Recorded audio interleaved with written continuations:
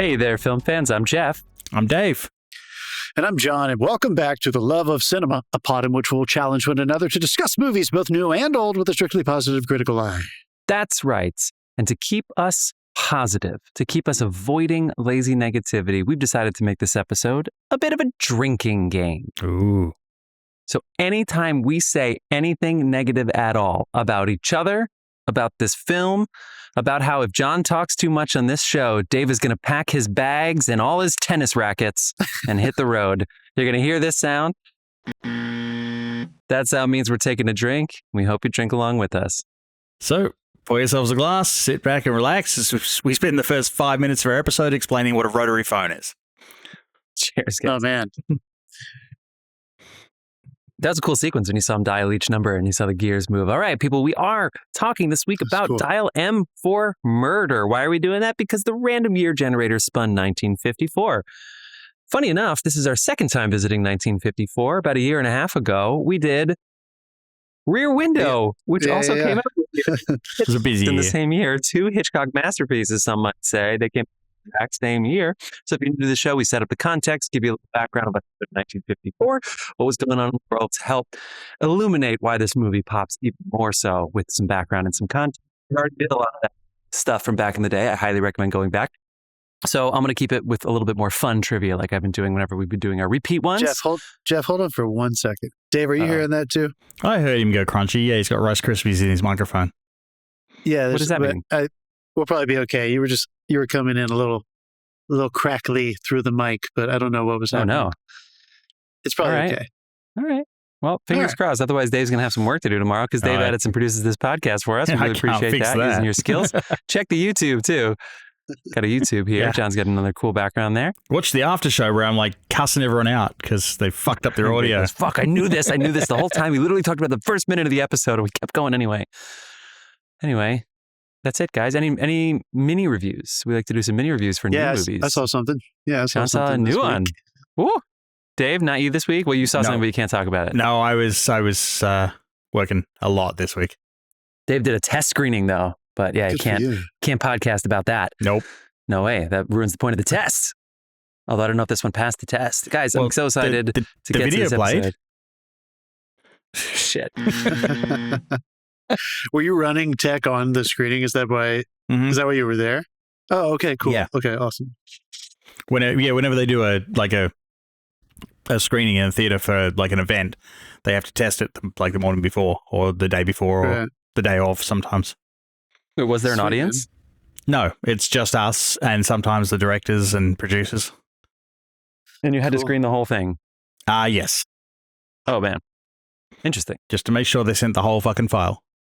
Yeah, always a good thing. Amazing. All right. Well, hey, John, you got a mini review, but we got some sponsors too. So why don't we go ahead and shout those out?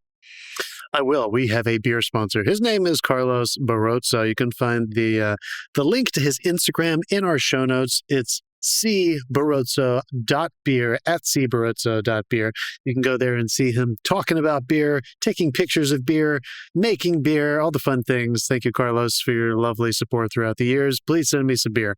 We also have a music artist in residence, a musical sponsor. He makes music. It's awesome. He goes by the name Dawson, Dasein. He's also my brother, but we call him Dawson when we're talking about his music that he makes on his own, not for films. Dasein. He provides the music for this episode and every single episode. You can find that link in the show notes as well, or if you just want to go to all those usual music platforms, you're going to find it right there. I love it. Okay, I'll talk about very quickly a movie I saw in the theaters this week. And I'm curious if you guys have even seen billboards or signs or bus Probably not billboards. signs or anything. We're in New York Black City. Bag. Soderbergh's Black yeah. I was Bag. so close Yeah. to seeing that. I was so close They're to seeing it on advertising that Friday. everywhere right now. I had a last minute, but I was so close. Good, because I live. I've brought this up many times. This is definitely a town of movie billboards, and there's one right down the street from me, and I saw that one quite often. But for the most part, I don't think a lot of people really know about this movie, even though it's got Cate Blanchett, Michael Fassbender, Pierce Brosnan. is in it as well. I don't know if he was on that main billboard that we kept seeing around town. And not many people have cable anymore, so you might not see it advertised on television. And unless you went to the movie theater, which is the first time I saw a trailer for this, you might not have seen a trailer for it. I'm happy to report that we had a pretty good size audience in I would say a mid to larger size normal theater, not a large format theater. And here's the mini review. It's fun. It's really tight. I think some people might feel like the story is a little crunched. Like it almost feels like an Jeff's extended microphone. episode of television. Hey. Sure. Like Jeff's microphone. It almost feels like maybe the act 2 was really so tight that you kind of thought there was going to be a little bit more. And maybe act 3, you kind of feel like the actual resolution is maybe the false resolution before the real resolution. I could see some people saying that. It just felt so compact that it almost felt like something was missing. But I personally did not care. Like, I still kind of felt those feelings, and I still had I really liked it. The filmmaking was really on point. The acting was really, really, for the most part, like really strong. And there's a few sequences that are built around this group of people. I'm not giving anything away.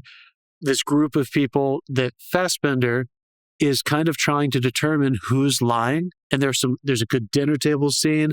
There's another dinner table scene. There's a few things like that where it's really fun watching a filmmaker that fucking seasoned choose where to move a camera in an insular location, which we're going to have a lot of fun talking about that later this episode as well. And this kind of put me in that place. I don't know. It was fun watching that movie like 2 nights ago in the theater, and then watching Dial M for Murder today, just to see like, what do you do when you're in pretty insulated, repetitive locations? And it's really about the way people behave. And it's really about the dialogue, and that movie was there too. So Black Bag, I think you should go see it. I think everybody should give it a shot. I think you're going to have fun. David Koepp, screenwriter, Jurassic Park, most of those Spielbergs. Honestly, he wrote like most of the Spielberg movies like since Jurassic Park. He's, super fucking successful. He's a screenwriter for Black Bag. So, fuck everything I was saying at the beginning. I think it was just a really tight screenplay. And it's just, you're in, you're out. You're going to have fun. Acting's on point. It's beautifully shot. Go watch it. Nice. Cool. Black Bag. Yeah, they have Black playing Bag. at Lincoln Square. Yeah. That's also my stage last name. minute booking. Dave, who are you donating your money to this month? It's still going to Food Bank in New York. All right. Well, this is your last day of the month for our Eat podcast up, here. kids. End of March. So Right. we got to get you drinking. Great. I'm so excited to talk. Did either of you watch Adolescence yet on Netflix, which is one of the most popular No. Netflix miniseries of all time?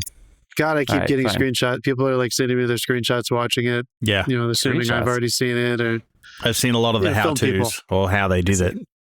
I'm sure. I wonder. I hope the film community is like mad crazy, like good, because of it's all done in one take. Every episode's one take, and they did actually film it in continuous takes. And I was hoping that the gimmick wouldn't take over the show, but I actually kind of forgot about it when I pushed play. And then about halfway through the first episode, I was like, oh yeah. how So, I guess- fucking weird, though. And I know we're not at the end of the episode yet, but since you brought it up, how weird that show dropped basically within the same week or 2 weeks as the Studio Seth Rogen show, which are all Right. Warners as well. Yeah. That's so Same. Yeah. strange that happened, and they're like using that as a promotional tool as well. This one drops earlier. I just didn't hear about it because it was one Yeah. of those silent. Yeah, it was like Netflix 2 things weeks just ago. Yeah, dropped. the British one came out first. 3 weeks ago. I was on a Yeah. plane last week. I went up to visit Brandon, obviously. And on my way back, I saw people watching that. And what is his name? That brilliant actor who plays Stephen Graham Capone and he's in Snatch. Yeah, I love him so much. co-produced this with Brad Pitt. Actually, was one of the producers too. Sure. Plan B. Yeah, it's a Plan B. And I was just watching over somebody's shoulder, like a few seats in front of me. I was like, what movie is that? Because I feel like I've seen all of his movies. And I was like, so I had no idea the show was even a thing until Mhm. somebody asked me when I landed. Well, I'll tell you what I think about it at the Yeah. end of the episode and Like- what you've been watching. Our final segment. So But if we you are get out film of my pod- seat, I want to finish the episode. So Yeah. Have you guys ever been on a plane and just had like a debaucherous sex scene on it, and you just have to like look around and be like, "Whoa." Yeah, I did. yeah, I that. kind of look around once. like, yeah, that's right. Yeah. I'm watching this. Yeah, Yeah. nice, Dave. You Okay, just sweet. stare at people to make really hard eye contact when they're looking at you. Yeah, just look over your shoulder Yeah. to see if you can make eye contact with somebody. Okay, well, Dial M for Murder is what we're going to be talking about pretty soon. I love that I saw it like co-starred John Williams as chief inspector. I was like, John Williams. I guess that's a popular name, but didn't know he had an acting career before he became the most nominated living person. Hilarious. Anyway, and Grace Kelly won an Oscar this year, but not for this movie. Excited to tell you more about that. We do some gripes. Anything that you guys want to bitch about before we get into? I don't know what number Hitchcock this is for us. It's probably like 6. Maybe. I think I'm good. You want to go? Jeff, I think you have your AirPods microphone turned on. I'm sorry to bring it up again, but I asked you if it was right for you. Well, the audience isn't getting that. I'm giving them good audience. I'm giving them good audio. No. The microphone says it's Scarlet. All right. Cool. Okay. It's all good. Sorry, Dave. Sorry, Dave. Do you want me to clap? No. I'm not gonna remember we used to do the clap. Did I do a trick? Like, Shut the fuck I haven't done my. That's for both of you, guys. I haven't done my one on compostables yet, but I'll say this: Oh, I'll what? just compostables. Compostables? yes. Okay. Yeah. It sounds like the kind of ensemble film that Mel Gibson would still be in. Okay. Oh. Okay. I noticed I didn't get I'll- buzzed for that, though. Okay, No. whatever. I'm looking at my gripe. Buzz yourself, Dick. Okay, go ahead. Start the 1 minute gripe timer. I'll be quick. No, I won't be. Okay. Why aren't napkins and paper towels compostable? Like, why is it across the board they're not compostable? They're organic matter. If a branch falls in the forest, it'll become one with nature and it helps regenerate life and all that. But if I take a branch, chip it up, soak it, screen it, cook it, put it into some paper towels, I can't compost that anymore.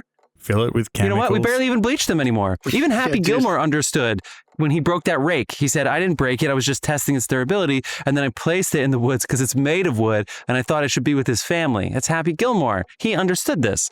But anyway, we can't, apparently like chlorine isn't outlawed in every state. And so it gets, but we barely even bleach. We barely even use chlorine for everything. But instead, despite recycling 70% of our paper in the US alone, we still chop down 4 billion trees every year to consume 400 million tons of paper products. Approximately 1/10 of all the world's paper is used in America. 700 pounds of paper per person. And we can't even fucking compost it. That's you a kidding me? lot of We wiping can't even your let ass. it regenerate and regrow. It's like recycle or nothing. That's what we get. Fuck. There are way too many chemicals in that shit to be Yeah. composted, dude. What Are you the even fuck? say recycled or composting? Because you can recycle a lot of Of paper. course you recycle paper, but I want to but like paper towels, you can't. For most paper towels, you can't recycle. You can't compost. Yeah, of Because course you get not. them messy, you get them dirty. What do you mean, of course not? You can recycle paper, but you can't recycle paper towels. So you think you would compost them, but you can't compost them. In my mind, recycling and composting are our own totally different. I tell you, your building's But one you of the can't ones do either. I that's- can't regenerate. I have to brought it throw it in. out, and then it just goes in a dump. Also, why is it Starbucks cups? Like those paper, it's paper that you put coffee in, which is organic material, but you have to throw the coffee cup out. You can't recycle or compost the coffee cup. It's fucking bullshit. You can totally I recycle the know, coffee. dude. What about? All right, that's Some it. of theirs you can't. Well, God, if we're gonna get into the fucking weeds on that, certain like counties and states and areas like you can and can't recycle certain things. Like you have to look up your local fucking recycling regulations, parameters. Yeah. They will literally tell you exactly what you can and cannot. We live in 2 giant cities where we have way more options than most people. Most people Yeah. can't recycle most things. It's like milk cartons and aluminum soda cans for like most people. And plastic is just a ruse. They just dump that shit in the dump anyway, or hope that China takes it, and they won't. Okay, cool. You guys want to? We're fucking this world up. What do you guys want to talk about? Wait, I feel like I just saw like 2 companies merged. Let me see. Where was it? Who said it? Somebody said it Merge. somewhere. I feel like it was like 2 restaurants chain. Oh, IHOP and Applebee's are merging. Delicious. Yeah. Wait a Okay, second. so Does that mean I can go to Apple Hop in the morning and have a fantastic, or like super late night and have a great breakfast? Yeah. I When they can say still merging, get does that my mean they just are fucking- getting bought by the same parent company, or are they literally merging? You can Like, get a 3 syringe stack of pancakes. Wait, let's take a vote right now. Do you guys want IBs or Apple Hop? Apple Hop. I think I want Apple Apple IBs. Hop weird. sounds really fun. I want my neighborhood grill and my pancake options. Actually, that I'm all for that. Yeah, I half do price. not mind Yeah, that. I never would have I thought grew that up in a the small pancake enough place would have town. half price appetizers after 10. I grew up in I a mean, small enough town actually- where both of those places were some of the only places to eat out at most of the day, but certainly at like odd hours of the day. It was like a big deal to go to one of those places. Oh yeah, We need to figure out Certain which one times. has the better management, though, because we all remember what happened to Warner Brothers. You really forced that one in there, Dave. Yeah, why don't you tell us why are we mad at David Zaslav this week? Let's talk Anything new? about that. Let's talk He's about pulling that. down the fucking Looney Tunes building to build like No, more camp space for HBO productions. What a dick! at least there are new HBO productions. Yes, but they could probably No, I'm with you. I'm with you. they can I'm with have you. a I'm with couple you. of less platters at craft services and keep the Looney Tunes building. Well, Max is changing its It's logo weird to black because- and white again, so there you go. It's weird because I'll introduce this, and I haven't done my research, so don't be mad at me, film fans, if I'm incorrect about this. I don't think this exists anymore, but about 3 years ago, there was some kind of subsidy passed so that there was a discount basically from the state to build new shooting studios, like for film production, film and television production. Mm. And a lot of the big studios like Universal built a bunch, like a whole new like sublot. I don't think Warner's built anything new on their main lot or Paramount. So the irony is that I think we still have that subsidy, and he's just choosing not to build more space or buy more space from studios that are available to purchase. Yeah, I He's mean, just shutting that that's one the thing. down. He's not even using it for shooting space. He's using it for base camp. Right. Yeah. Oh, Now- great. I also will put that back. California is about to pass a $750 million, excuse me. I wish it was $1 billion shooting cap. So they're trying to have a more competitive tax incentive to keep production shooting here. It's about fucking time again. It's about fucking time. They're extending it to television shows. Guys, what I'm about to say is nuts, but I think this is totally true. For a long time, you couldn't capitalize on tax incentives in California if your television show was under 30 minutes. So now it's going to extend beyond that. Like a lot of TV is longer than 30 minutes now, right? Yeah. Which is, right? Yeah, because So there's no now- comedies anymore. Well, there's not broadcast sitcom 22, 21, 22, 23-minute comedies. Even a Sure. half-hour comedy is a true half-hour comedy now, right? Yeah. I think there's no No, commercials. the sitcoms are still shorter. Are they less than 30? Yeah. Are they less than 23 minutes? no, I think feel it's they're like often- 25 or 26. Actually, I guess so. I mean, Abbott Elementary. Well, does even that still, would like, not have drop capitalized on prime it time. because I think that still would have passed it. Anyway, so now they're going to include television shows that are of normal lengths where we would consider anywhere from what you just said to maybe 47 or Right. an hour or up. So it'll include more. So I am in favor of Warner Brothers trying to attract HBO to actually shoot some of its productions here. Again, I'll refer to the studio at the end of the show, but they very proudly and loudly promote in the very opening title sequence, we shot this here, which is Right. something that just is getting more and more rare for them to actually shoot shows here. And there's a few shows in Netflix that they're promoting that with as well. Now Apple has some. I'm waiting for HBO to whip something out. They shot Winning Time here. And I really two can't name seasons. anything else now that Insecure is done. I Yeah. can't name anything else that's shot here. Well, I mean, there are a lot of states in the US that just let their tax incentives lapse. And They let it lapse, or it's much higher than 750, or it's totally uncapped. then There are certain as a result, to avoid strikes and all that sort of shit, everyone went overseas. Like Who the was it? it's- Damn it. It's Somebody- a shame, dude. yeah. I'm gonna share this, and I don't think he would mind if I share this because he's my uncle through marriage is a 30-year set decorator. Excuse me, not designer. Your uncle. So he works right underneath production designers. He's usually the head of his department in set decoration. He's worked on a lot of television shows that we've all heard of, like American Horror Story. I can tell you Orville. those motherfuckers are crazy good, and every time I get a good one, I love it because Crazy Yeah. good. He's worked a long time consistently in this town as a set decorator who is called upon often by 2 or 3 production designers. Like, and he has a story that's similar to a lot of other people.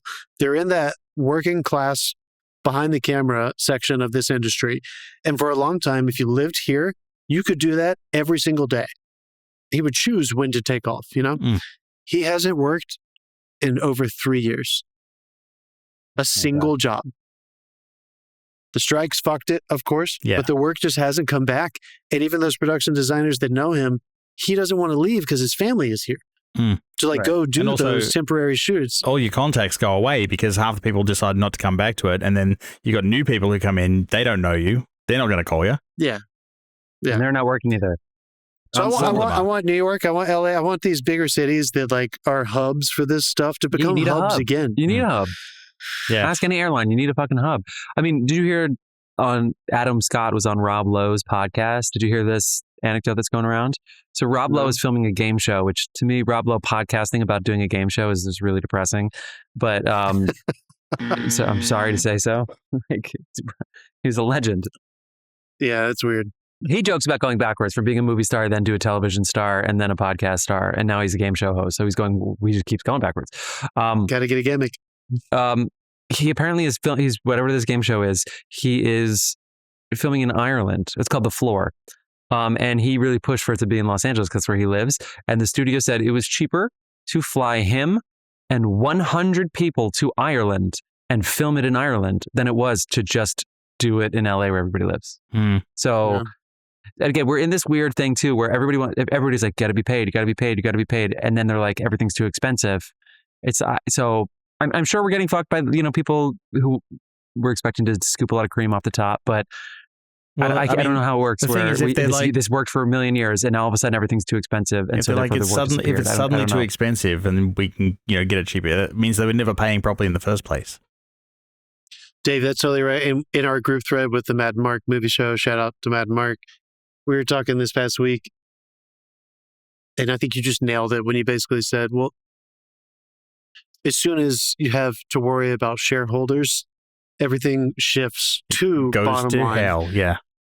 Yeah. I mean, there are so many examples of, sorry, I'll shut up after this one, but when Nancy Meyers, with a cast of 4 or 5 A-list actors, and her only stipulation was, I'm not shooting out of the country. So that's about 4. I can't remember exactly who the castmate. I think I know who they are, but I don't want to say their names. 4 to 6 people, including her, who are A-list. Yes, people are going to watch this production. Kind of people in the industry, right? Our names are going to make sure people watch this on Netflix. It was a Netflix production, and her budget got higher than they wanted it to be because of that stipulation. Because she wouldn't shoot it somewhere else, and they just canceled the movie. Yeah. I mean, that's where we're at right now. They would rather make 15 shitty fucking nobody knows who these people are, but you're just going to press play on it because it's an algorithm movie than something that is people who are of quality and marketable, super easy to market kind of people. I don't know. I mean, also Netflix doesn't have any residuals. Yeah. Netflix doesn't have any residuals. So if you're an actor in a Netflix movie, you have to get your money up front. Yeah. Dude. Yeah. I mean, we could talk about that if you want. I know. No, I don't. That should be a whole episode. It's also the annual report shit, the quarterly reporting, because if they put a film into production, that shows as a giant loss in their books if they've got a board and shareholders. So as far as the shareholders are concerned, the company value is dropping. And so that's why they try to keep the value low. Whereas, I want to say Neon and A24 and a few of those will front the money, and it shows up negatively on the books, but they know that the back end is probably coming, and it just because it does the value drops in Q3, it doesn't matter. But the value drops in Q3 with a company, and people lose their motherfucking minds because they're not getting the dividends. I think Netflix has realized that they don't attract eyeballs based on prestige entertainment, and not anymore. I'm not judging them for that. No, but they just gave the Russos did that. They gave the Russos $300 million. Yeah. Yeah, I mean, look at House of Cards. They've benefited from that model. They just don't seem to need to rely on it anymore. But here's the irony. Netflix is the company that is trying to stop the premium business model. At least last year, they were talking about moving away from that, offering less money up front and some kind of price point system relative to performance. It hasn't been executed yet. And I haven't seen it. I haven't heard of any examples happening yet, but they were the ones who were saying they wanted to get away from that because I think they've realized they don't need to do that anymore. They're an attractive enough company. They used to have to do that. So I'm really hoping they're going to go away from that. And those A-listers probably should stop taking so much of the budget. I mean, that's ridiculous. But again, $300 million is ridiculous to make a film. Even if it's the Electric State, like where it's all robots, all like halfway through it, like that. Yeah, they $300 million. They need, they just. I don't know what's happening over there. Oh my god, dude! Oh my god! Yeah, you guys ready to talk about 1954? Yeah, let's do it. Sure. This is a good time to say that 1954 actually ran a deficit. So the entire economy went down 0.9 in the post-Korean War recession here. So it's a good year. Look at this. We got some symmetry already right off the bat. No, but we're not just gonna start with the world events here in 1954. We like to start with the box office, start with some movies. So we've already done this year. It's been a year and a half. Really quickly, do you have the deficit in front of you just to make me really sad? Was it like $3 million or something like? Oh, really fucking tiny? I didn't. I just said, the GDP growth rate was negative 0.6%. But as far as what that was in numbers, no, that shit gets complicated for me. All right. I'm looking it up anyway, just for fun. Knock yourself out. Yeah, don't look up the modern one. It was $9.9 billion. Okay, let's move on. Oh, it was $1 billion. $1 billion back then? Yay. Back then when 50 pounds was enough to murder somebody? Lowercase b. So cute. All right. Are you guys ready to guess? We like to start with the box office. We like to start with some guesses. 1954. Start with the top 10 at the box office. Can you please guess, according to, yes, Wikipedia, because the numbers are ridiculous. We don't have any international receipts. What was the highest grossing movie from 1954?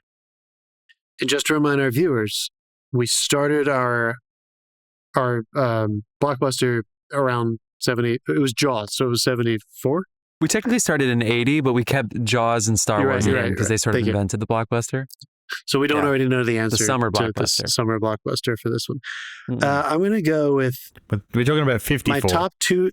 Yeah, it's 54 now. My top two guesses are Seven Brides for Seven Brothers, a musical, and 20,000 Leagues Under the Sea. Pretty good guesses. Pretty good guesses. Not the number one, but both in the top 10. Dave, you have any guesses? I got nothing. I say this every week. We choose the movie, so we literally see the list every single week. Yeah. But man, do I not remember it. This is a real drinking podcast. No, I'm not even drinking anymore, and I still can't remember it because of all the drinking. Then I have nothing to blame. Number one was actually residual drinking. Number one was actually White Christmas. Of course it was. Oh, God damn it! I should have guessed that. Yeah. Another musical. It's a Paramount picture, $12 million, according to who knows. The K Mutiny comes in here at number 2. And then, John, your guess of 20,000 Leagues Under the Sea by Buena Vista comes in at number 3. The Glenn Miller Story is number 4. And The Country Girl, more on that soon, came in at number 5. To round out the top 10, guess what? It was actually 11. These motherfuckers. Tied for number 6, The High and the Mighty, and A Star is Born. That's the OG Judy Garland, Star is Born. Coming in number 6. No, it's not. It's the second one. There was a silent second one, yeah. The second one, with Judy Garland, comes in there at number 6. And even though I've already said 7 movies, coming in at number 7 is Seven Brides for Seven Brothers, John. What the fuck?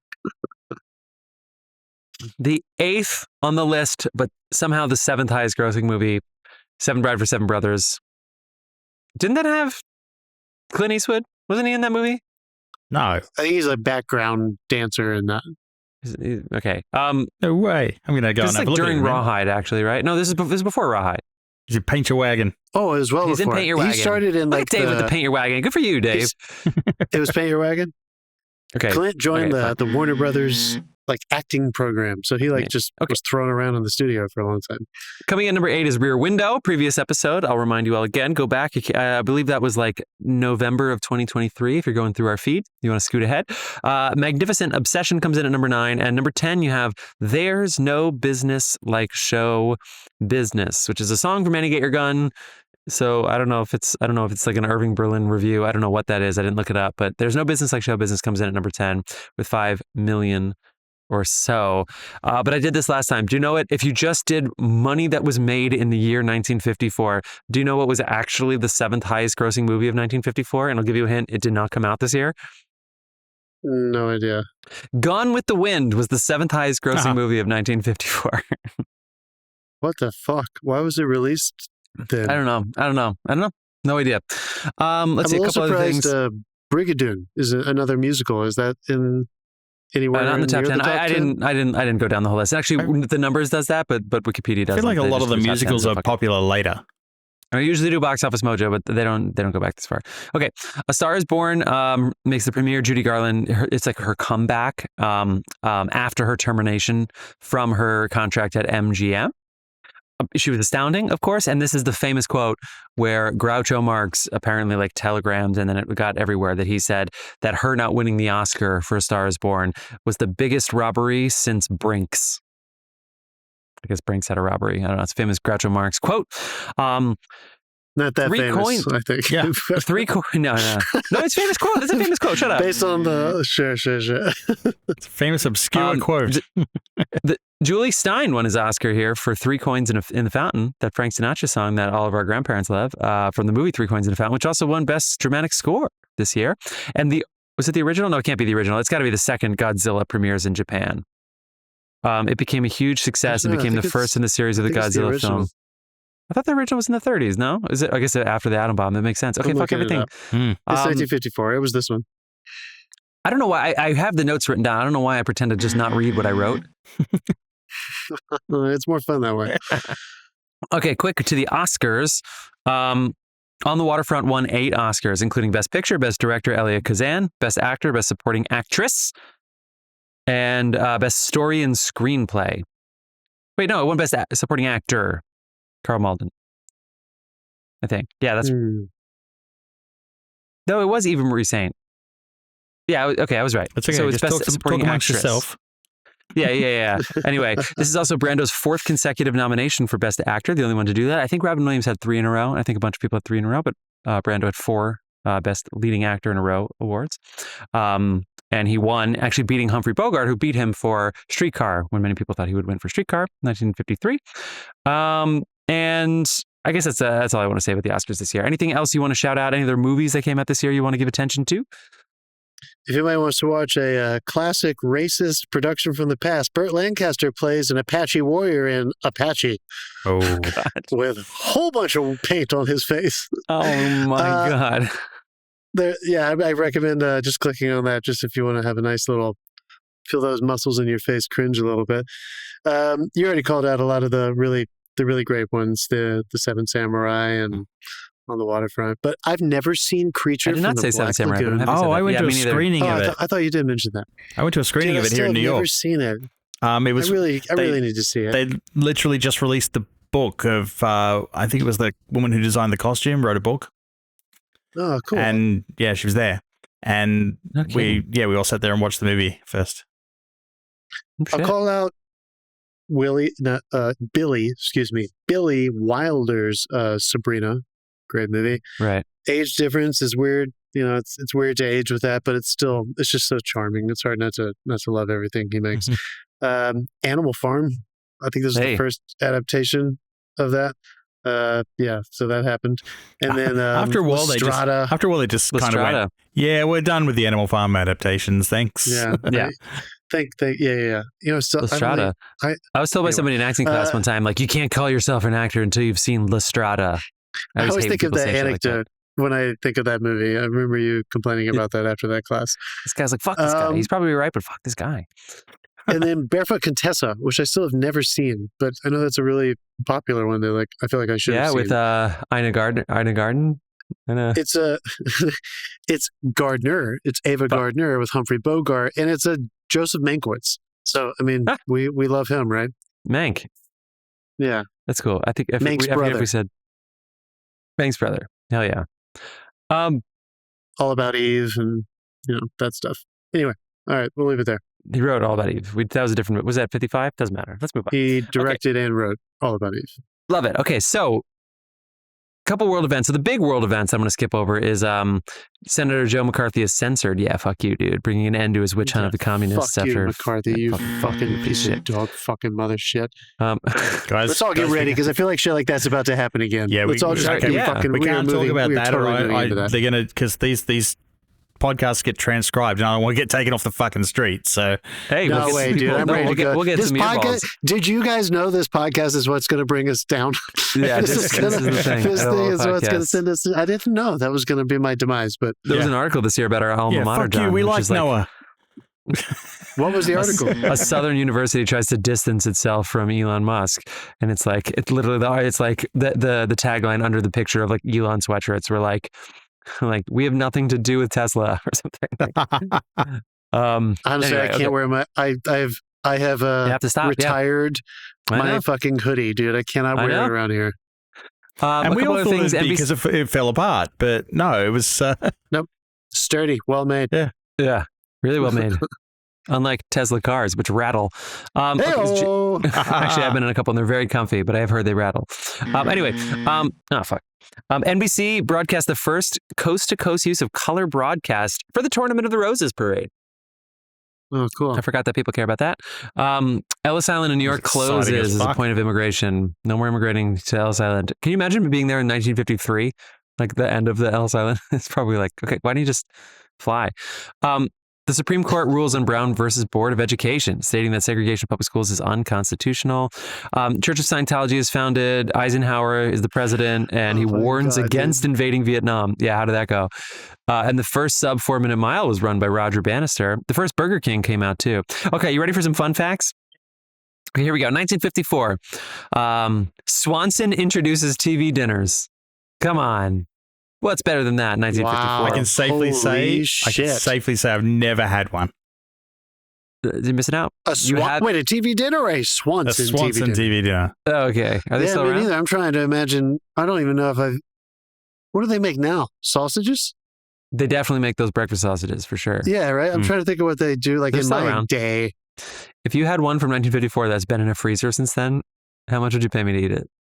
I'm looking just so we can all have a good laugh. Like whatever. A brief history of TV dinner. One of the first ones that was made was country style steak, sweet potatoes, corn, and peas, green peas. How much sodium was in there? Did they even have nutritional info? That was the only preservative at the time. So I have something. I have something about nutrition coming up soon. Okay, in 1954, milk cost 91 cents a gallon. Swanson TV dinners were 89 cents a piece. Skippy peanut butter was 37 cents for a 14-ounce jar. Eggs were 53 cents a dozen. Kraft Miracle Whip cost 43 cents for a quart jar. And fresh pineapples were 19 cents each. Movie ticket was 70 cents. Daily newspaper cost a nickel. And an issue of Life magazine was 20 cents.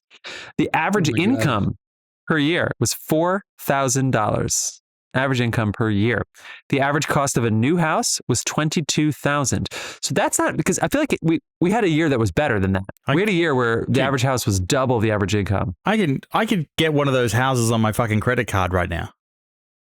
This is it. It's insane. You just got to go back in time and just we're set.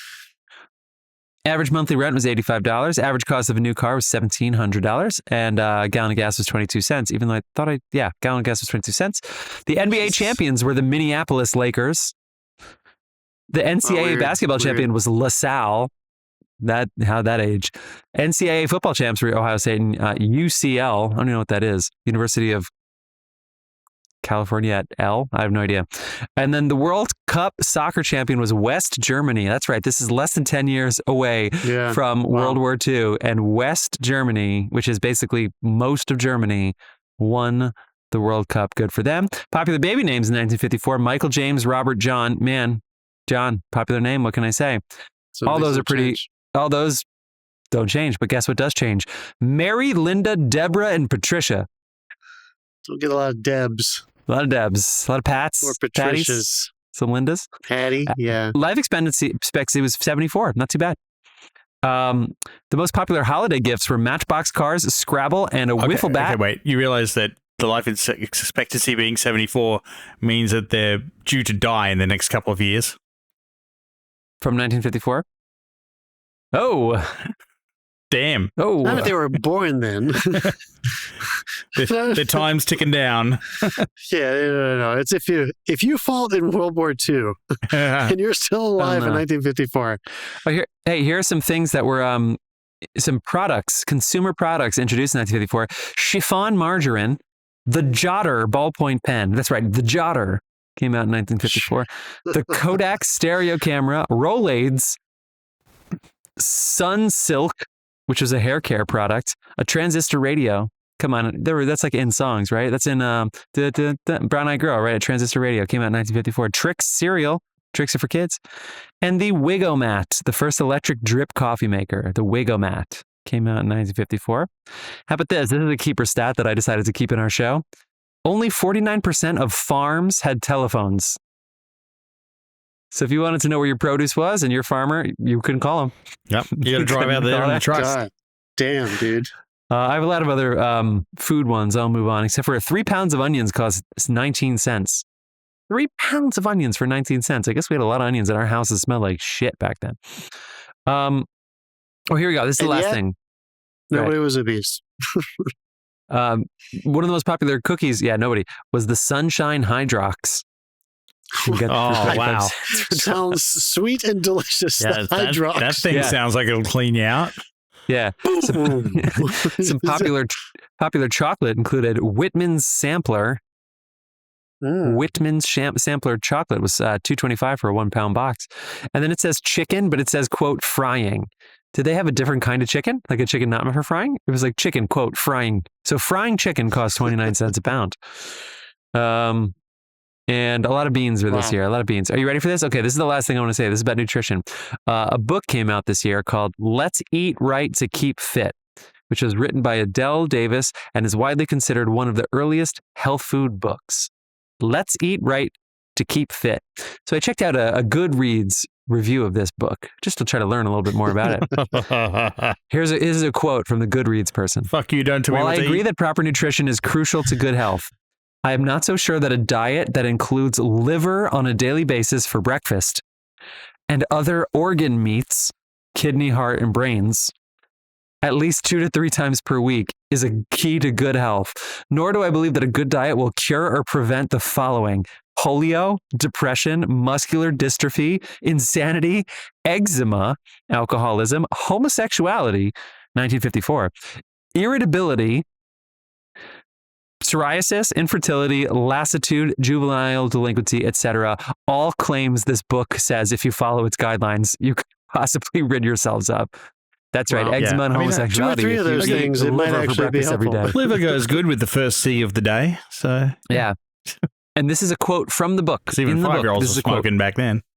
So this is a lot from of the protein author. in liver, isn't there? I don't know. I'm not touching it. I don't want to eat heart though, or brains, but yes, there is. I don't know if I want to eat it every day for breakfast. Very good for your dogs. Those particular organs. This is a quote from the book. I personally know one such woman who has buried 3 husbands from heart disease, because they say like proper nutrition is the key to good health. Yeah, sure. It was heart disease. I call it murder by the lemon meringue pie method. If you do wish to kill your husband, this method is excellent.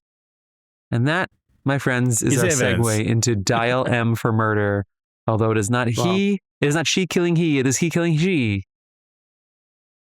Are you ready to talk about? Well, it's yeah. Now we are going to get flagged. Yeah, whoa. Hey, welcome to a watch list, guys. Woo! By the way, really quick, I sent you guys in the chat a link to the Kodak stereo camera.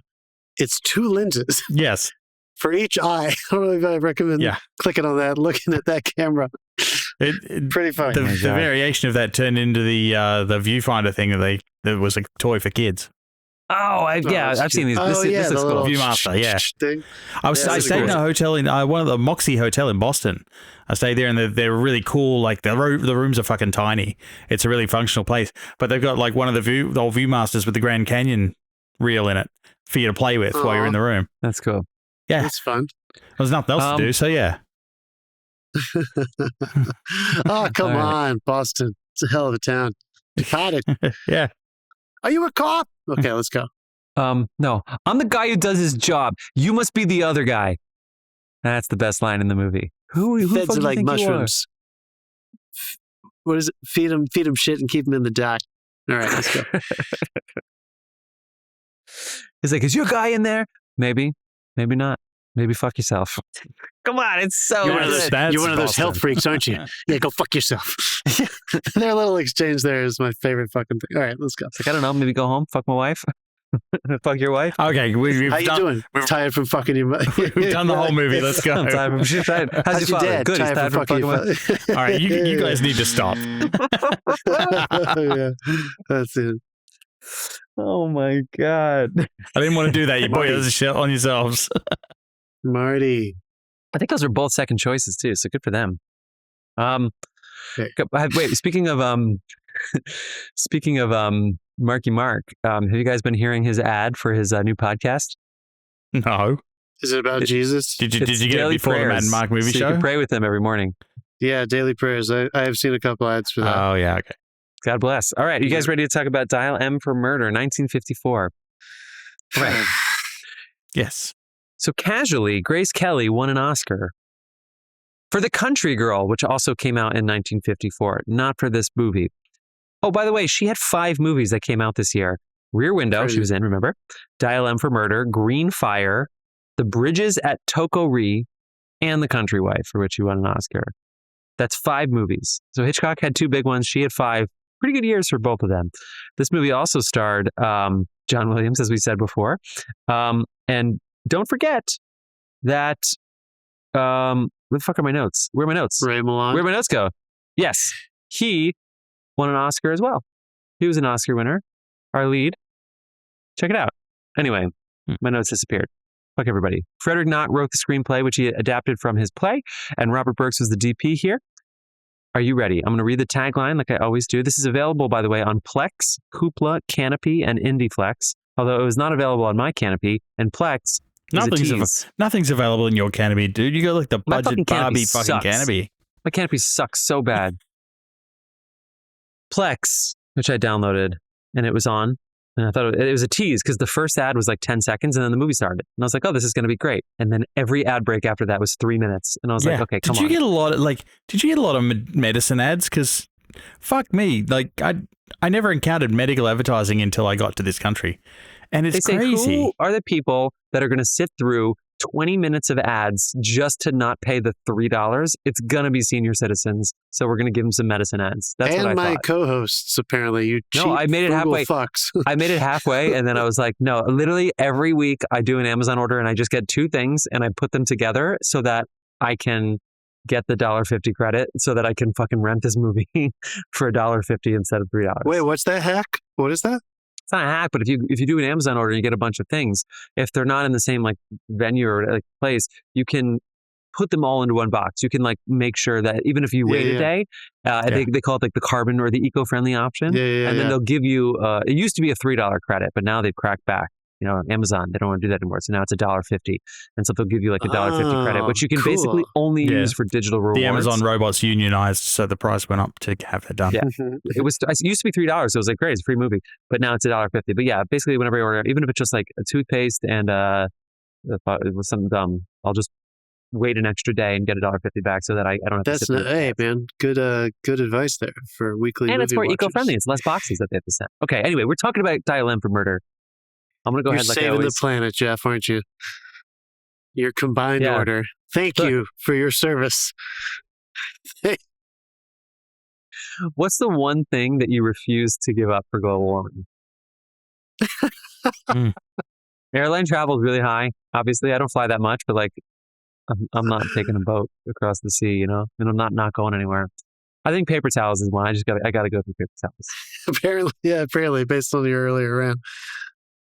Probably airline travel, I guess. I don't fly that often, but it is hard to imagine the world going back to a place where we don't really do that casually. Yeah.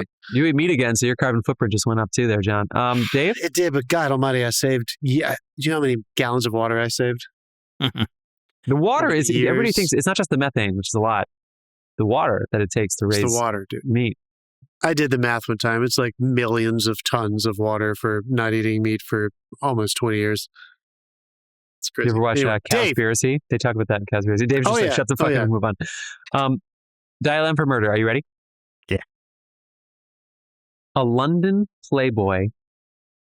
I love when they say London playboy. He was like 55. Also, he's married. What the fuck is he talking? What are they talking about? He's married. What kind of playboy is this? Yeah, that doesn't seem happily correct. Married. Like his wife was cheating. Yeah, there's not a. He's basically semi-retired. What course is this London Playboy? Okay. That's really weird. Anyway, a London Playboy plots the perfect murder of his rich, unfaithful wife. That's it. That's the IMDb description. Let me read off really quickly before we throw it around, because I noticed when I was looking at posters for this image, the international titles for this movie. Okay. So America in English is Dial Can you say them with an accent? That would be inappropriate. In Argentina, there were two titles. One was The Fatal Call, and one was The Fatal Call, parentheses, Perfect Crime. In Austria, it was At Call Murder. In Belgium, it was The Murder Was Almost Perfect. And Australia was Dial in for Murder. They gave it away. Dave. Yeah. They gave it away. The murder was almost perfect. They gave it away. Come at me. Well, it's at me, Dave. Well, it's not like, Marvel doing their big chair reveal and listed almost all the characters in Thunderbolts, therefore giving away the fact that most of those guys survived that movie. Removing. I have no idea what you're talking about. I don't know what are you talking Dave, about? When Marvel did their character announcement for the new Avengers film, they went down the chairs and showed everyone's character names and or the actor names, sorry, but all of the actors that they showed on that first screen were characters from Thunderbolts, a lot of them, and so now it's like, well, you just gave away who survives the Thunderbolts movie, because the whole point of Thunderbolts is they're like basically Marvel's version of Suicide Squad. That's a generalization, but yeah, there were some people who were left. Oh, anyway, I should also say the music. What the fuck does that have to do with Dial in for Murder? Dimitri Tiomkin wrote the score to this, by the way, and he has 4 Oscars, 2 of which were for a previous episode, High Noon, which and he won an Oscar for that. Grace Kelly was in that too. He won an Oscar for playing 2 bongos. There were a few Bernard Hermony things in his score. There's like an arpeggio. All right, Dave. He also did I threw it to you Giant. after Australia had the same exact fucking title. Come on, come at me. What do we got? What'd you think? We can have titles too. This was actually the second time I've seen this. Because we got shown a lot of them when I was in high school drama. And that was the last time Another movie you hated in high school drama? No, I watched them all. I found it quite interesting. Because that teacher who was doing that also showed us like Alien and shit like that. Wow. But did interesting things like pulled the sound out. And cool. Just watching yeah. So it was a good experience. And these were, movies that benefited, I guess, the actors or something. I don't know. It wasn't me. But so this was the second time I think I've seen this in my life with like a 40-something year gap or 30-something year gap between them, and it's still entertaining. Hey, good. Yeah. What about it? That's it. There is huge fucking holes in the scheme, but it's still entertaining. You think there's holes? I think. Well. Yeah, there's certain liberties they take with regards to like the planning of it and stuff like that, but that's a story thing. It's there in the original material, so like that's just what it is. I'm going to ask. I want to know what they are a little later. I normally have a bit of a problem. The only thing I'll like critique this with is I have a problem with play adaptations that are play being filmed, and they try to film it in the one location and keep it like I like when movies expand on the they move the locations around. They have more world to play with, but within these 50s play adaptations, they tended to just stage it like a play almost and just film the play. Okay, I'm going with my thoughts next instead of John, because I think that's it. But I knew that it was a play adaptation because I looked it up ahead of time, but I forgot that. But if I were to have said, like, while I'm watching in real time, I was thinking from the crime or the incident or whatever on, I was riveted. I thought that was fantastic. I thought it was great. I was really interested and I was really leaning forward. The 2 scenes that precede it We're like 30 minutes in these two scenes, a lot of talking. I appreciated the tennis rackets joke because it's like I kind of felt like they just tried to throw something to make it like kind of comedic, like this weird tennis thing. It's not even funny, but it was like so long and so detailed. The blackmail scene, it was great, but ultimately, I think I liked it a lot, especially from Incident on, and knowing that it was adapted from a play, it was like, that's the problem. That's the problem with this movie, is that it feels too much like a play, and it was too much talking in one space. But it still was great, but it is not anywhere near his other movies for me. I'm glad I saw it. I'm never going to see it again. Well, actually, that's what I think. Famously, he, by his own admission, he said that he was playing it safe with this one. Because of all the... and it's shoehorned in between all of his other monsters. Because of all the Warner Brothers interference, because they forced him to use 3D cameras.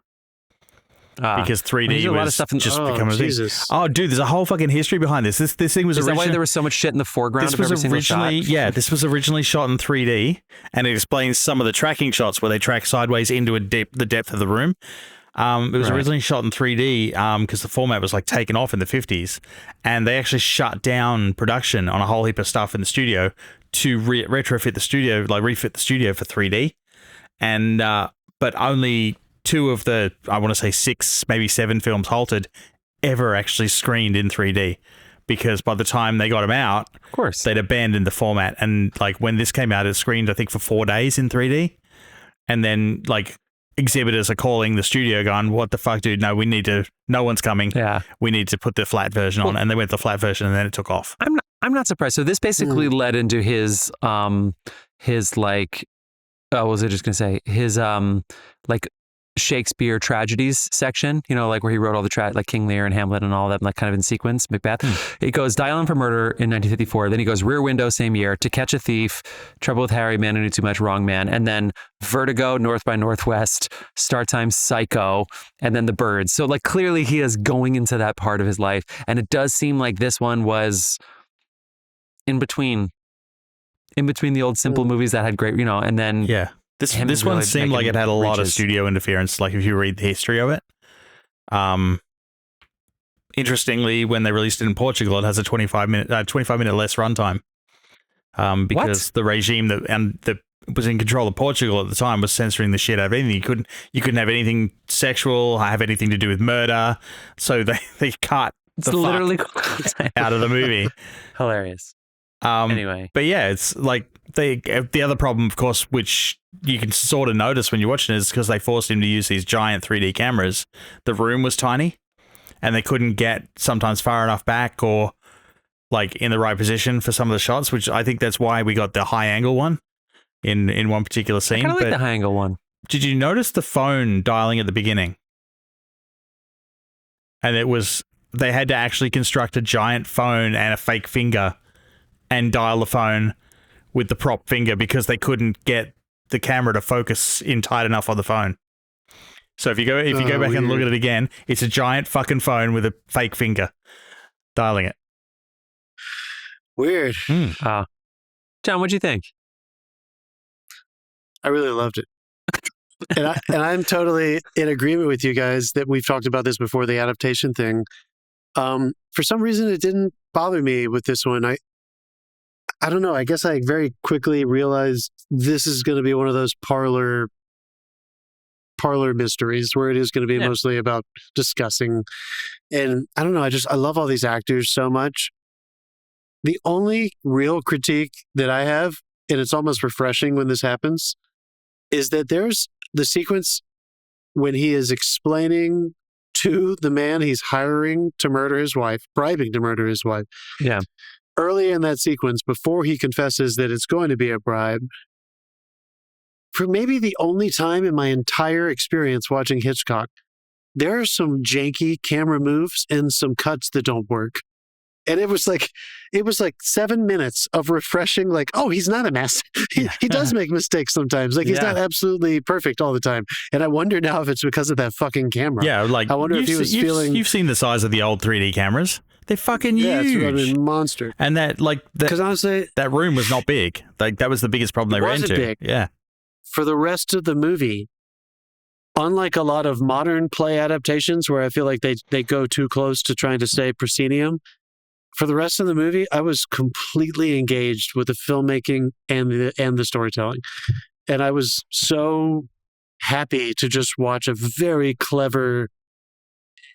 This is something I don't think we give enough credit to when we're talking about, like, this is pre the method. Like, Marlon Brando didn't necessarily represent method acting. And I think a lot of times people, lay film fans who don't really, try to get into the weeds of that, they understand that there was before Marlon Brando and after Marlon Brando, but I don't think they necessarily understand that there was during Marlon Brando and before the method really started becoming a thing, which happened about 10 or 15 years after this. Yeah. So there was still a lot of what we would call presentational old Hollywood acting. And I just want to put two fucking hands together for every single person that was in this movie, because this kind of storytelling that is so dialogue driven is so fucking cheeky that you have to find it. The substance is in the performance. If you just read this story and you didn't imagine enough of a sense of humor while you were reading it, it wouldn't work.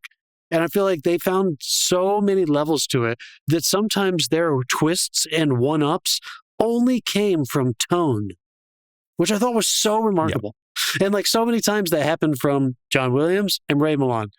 And I feel like those two guys specifically were on like another planet. Not that Grace didn't do her job. I mean, not that the guy who played the American... Robert Cummings. They pulled off that Pearce gag really well. Unbelievable. Yeah, and it was so simple. Whenever they were in a room together, I was like, Elizabeth, we were laughing. I was never disappointed with the way the twist came, just because I was so excited to see how they were going to play it. Yeah, not necessarily the words that were going to come out of their mouth. Yeah. And I don't know, I was just so fascinated by it. And one more time, other than that little section, the way he moved the camera it never ceases to amaze me. Yeah, he was in a single location for like 110 minutes of this movie, probably more than that, probably like more 115 or 120 minutes, because the rest of the stuff that's sort of exterior, a lot of plate shots, which worked, some of the car shots, which worked, the club, which worked, those are tiny little throwaways. But for the most part, you're in that fucking apartment. And my God, he found so many ways to shoot it. I'm pretty sure he drew a circle around that lamp on the table and went, "These are my angles." The lamp is a good idea. Because basically, there's one shot where you really, and I noticed it because the camera drifts sideways. Like he actually dollied the camera; it wasn't a pan, and it dollied. And for him to walk into the back room. Now, if we take into mind that this was being shot in 3D, that's why that was done to show the depth in the background. This would be good for like a theater class and a film class. Like you give a theater director the script and you give a film director the script and see what they do similarly and what they do different. That'd be fun. And you're right, that fucking lamp.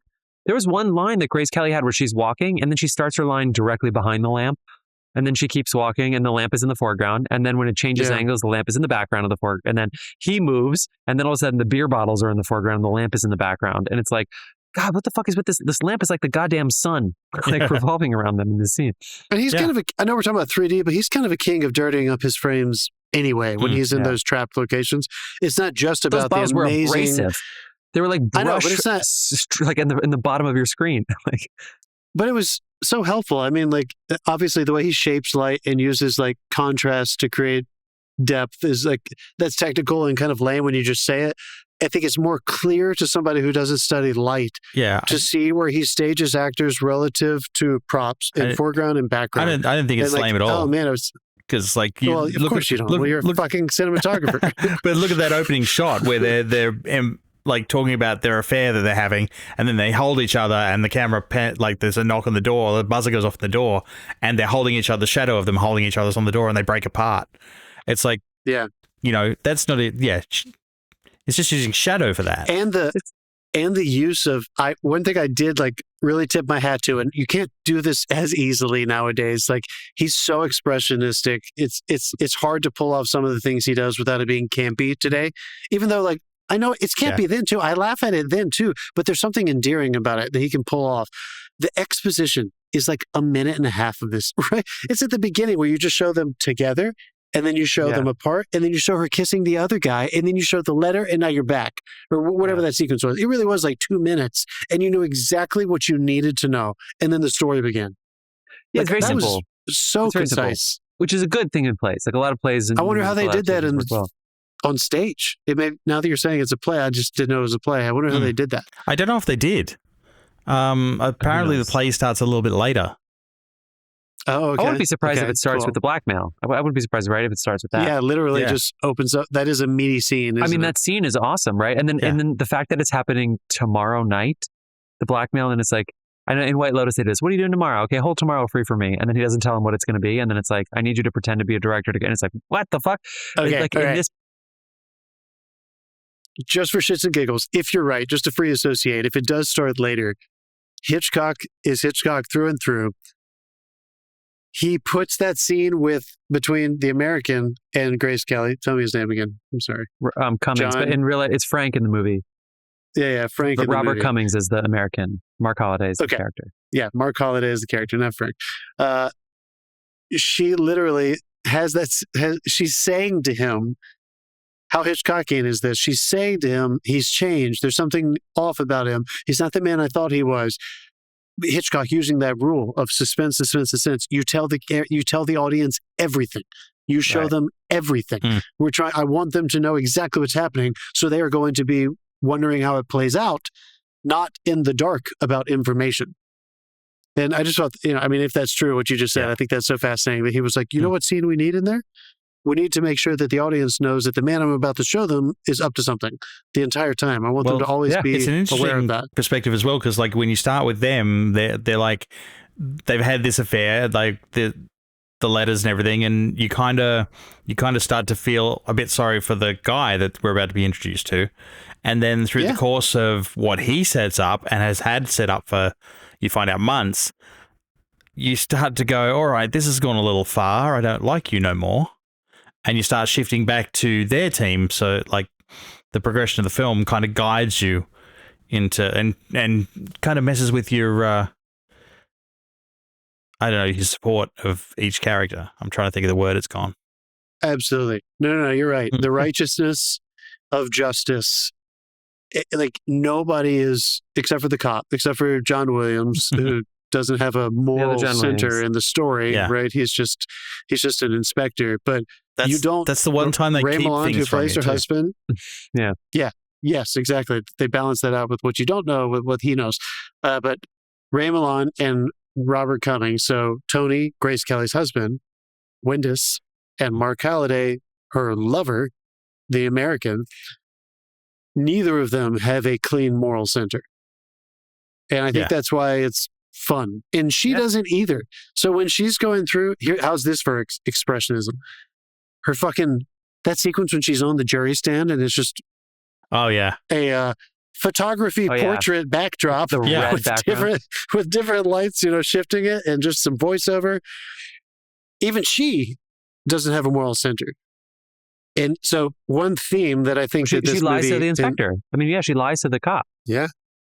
One theme that I feel like this movie deals with, but is totally in the background, you have to lift this if you want. They never talk about it. They never address it, is the ambiguity of morals and ethics.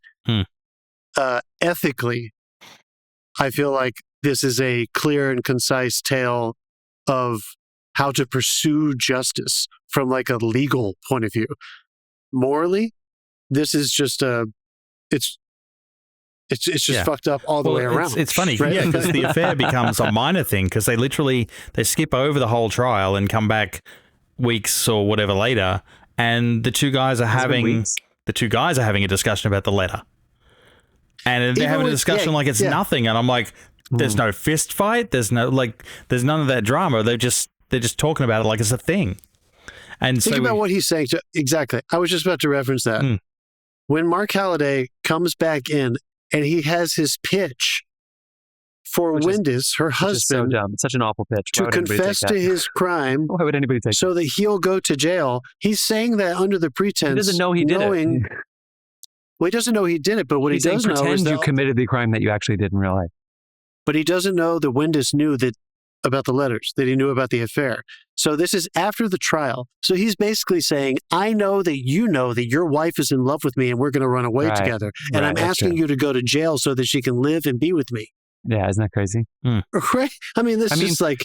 But was it that clear? Was he was is that how you got it? Because I just got it as he was like, free your wife. She's great. I didn't see his plea to him to be like, I know that means that she'll be with me while you're in jail.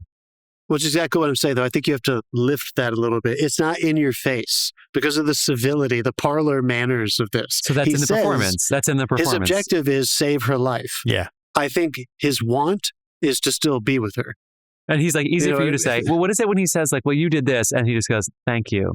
Like, right? What was it? Remember? Like, well, what the fuck was that line? That made me laugh a lot. There were so many throwaways like that. Yeah. Ray Milland says, thank you. What was it? He was like, and this was in that conversation. Very interesting structure, though. Like they set up at the beginning, like he lays out the plan for the murder, and then it all goes, sideways. And, we're spoiling a 70-year-old movie here, but what the fuck? But yeah, it all goes sideways, and then did you get the intermission screen? They left that in? Yeah. Cool. Yeah. Because I think it's such a play. The 3D one actually had an intermission when they screened it. Yeah, so people could like recalibrate their eyes. Yeah, go to the optometrist. Actually, they did have trouble with the zero plane, like the focus plane of like where the screen actually was when they first set it up. Did. If I was an eye doctor, I would have camped out outside that movie theater and like started handing out cards. But yeah, so the first part of it deals with the setup of the plan. Most of the second part of it, until the police inspector comes back in the second time, deals with the dance of him trying to keep the story on track and realizing that he can manipulate this somewhere else to his advantage. And it's like him dodging I feel like that's a classic murderer mistake where they try to insinuate themselves in and manipulate the investigation so the scenario they've set up is true. Well, he changed the scenario very quickly and simply. He was doing pretty good on his feet. Dance, He's basically like, I could just put my wife in prison for the rest of my life. And the foreshadowing is so clean. Remember when she asks Mark, the American in front of Tony, how do you write these stories? And he says some line about how, well, my stories, they get away with it, but that never happens in life. Things always go wrong, and it, the truth always comes out, always, or justice is always served, always, or whatever the line is. Right. Guys, I'm trying to find your quote because I think it's so fantastic. But your quote. I think it's honestly just when he says, all you have to do is go to prison for a few years, and he goes, thank you for that. Like it's something like that. That's one quote that you're talking about. I think you're exactly right. I think one big gripe, and it's with the writing, is that detective went to victim blaming real fucking fast.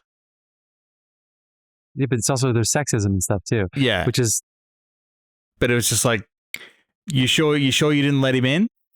You sure all this wasn't your fault? I got it though, because what other option was there? The keys thing actually was really fascinating. I didn't even really think about that before, but the keys thing, and of course that becomes obviously having finished the movie, obviously the keys thing is fascinating. But as soon as he was like, but he didn't have a key, he didn't have his own key, and it's like, oh, what an oversight. And at that time, I think when that victim blaming really happened, remember that's the next day, so he's reviewing all the evidence from the night before, and one of their key pieces of evidence was the letter on him. And he knew it was Mark's handwriting. So I think I don't think that's victim blaming to say, I think you're my number one suspect right now. Right. You're trying to get out of this infidelity. And you tried to solve your own problem by killing the guy.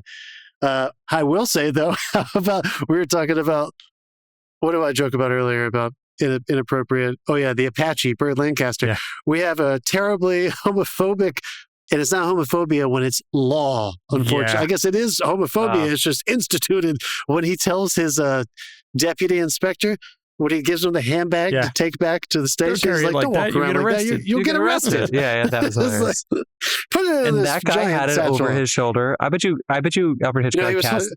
It was on his... it was hilarious. I wonder if Alfred Hitchcock intentionally cast the homosexual just because he found it funny. Did you guys like the cameo in this one? Yeah, I did. I thought it was classy. Apparently, that's the last time he didn't appear in person. So that's not the first time he's put himself in a photograph. Yeah. Cool. But it is the last time.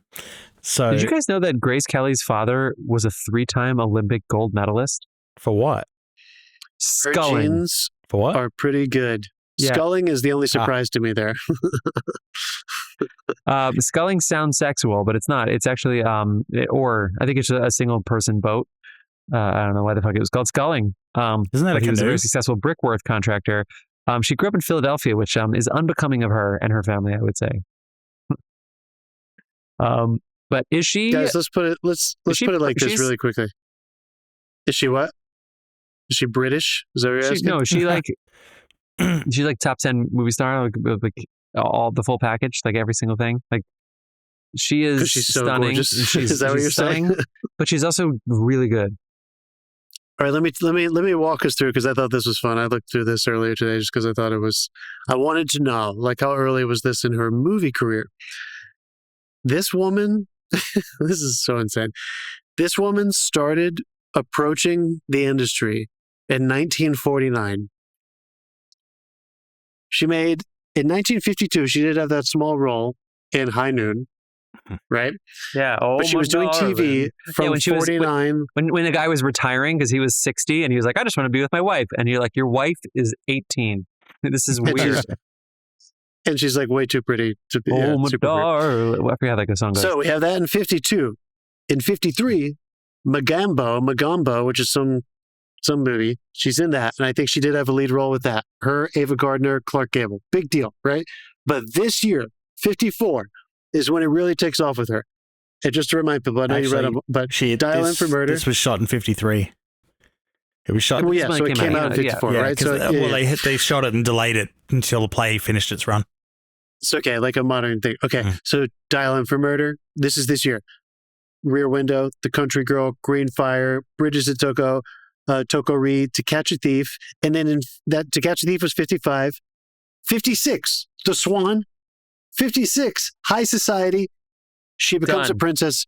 Done. That is 1949 to the movies coming out in 1956. Yeah. That is 7 years of, let me see if I can make it as an actor. I'll rise to the fucking tippy top. I might be one of the best of my generation.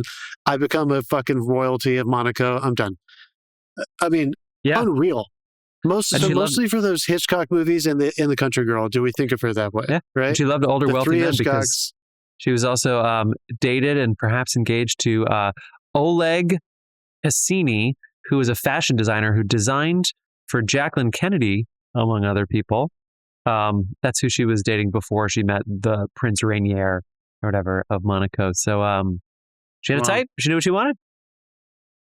And he said, like, you can't make movies if you're going to be the princess of Monaco. And she said, all right. She died in a car accident. Sidetrack. There was one time I laughed out loud. And it's when just after the murders, like the murder thing has happened, and he's on the phone to her and he's like, don't touch anything. And she then proceeds to stagger to the bedroom, touching everything. Like, oh, that's funny.